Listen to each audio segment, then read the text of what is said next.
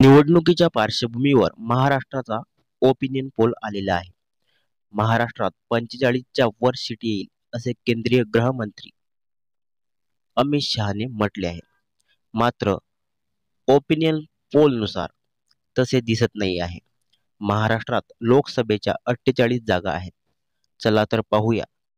सर्वात पहिले मनसेला किती जागा मिळतील. मनसे जर महायुती सोबत गेली तर मनसेला 1 जागा मिळू शकते. ते जर स्वतंत्र लढले तर त्यांना खातं पण उघडणार नाही असे दिसत आहे. त्यानंतर नंबर लागतो शिंदे गटाचा. शिंदेचे खासदार 1 ते 3 निवडून येऊ शकतात असे दिसत आहे. त्यांना 4 ते 5% मतं मिळतील अशी सध्याची परिस्थिती दिसत आहे. आताची परिस्थिती पाहता अजित पवार यावेळी महायुतीसोबत आहे तर त्यांना 5% मते मिळू शकतात. तर त्यांचे 1 ते 2 खासदार येईल असे दिसत आहे. यानंतर पाहूयात प्रकाश आंबेडकरांच्या वंचितला किती जागा मिळतील.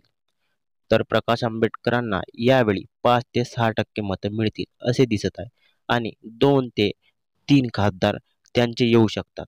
जर ते महाविकास आघाडी सोबत गेले तर त्यांचे 4 ते 5 खासदार येईल असे दिसत आहे.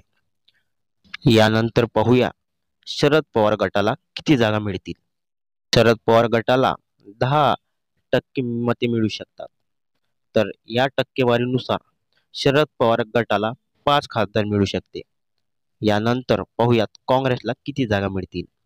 काँग्रेसला मागच्या वेळी 1 जागा मिळाली होती, परंतु यावेळी त्यांना जास्त जागा येईल असे दिसत आहे. काँग्रेसला 8 ते 10 जागा मिळताना दिसत आहे. तर त्यांची मताची टक्केवारी 16% असे आहे. यानंतर नंबर लागतो ठाकरे गटाचा. तर ठाकरे यांना 20% मतं मिळतील असे दिसत आहे. तर 12 ते 13 खासदार मिळू शकतात.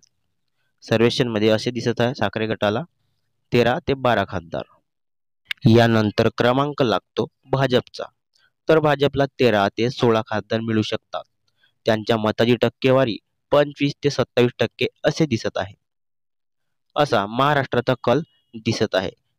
तुमच्या मते कोणाला किती जागा मिळू शकते हे आम्हाला कमेंटमध्ये सांगा.